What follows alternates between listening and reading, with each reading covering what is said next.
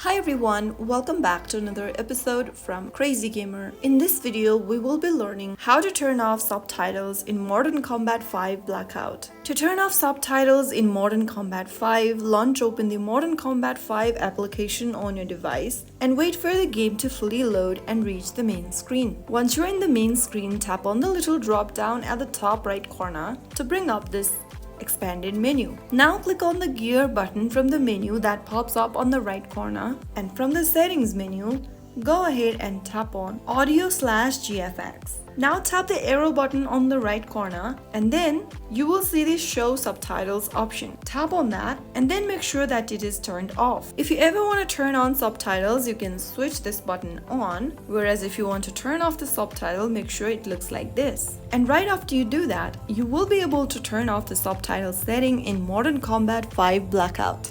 If you found the video helpful, don't forget to like, share, and subscribe. I will see you in the next episode. Thank you for watching.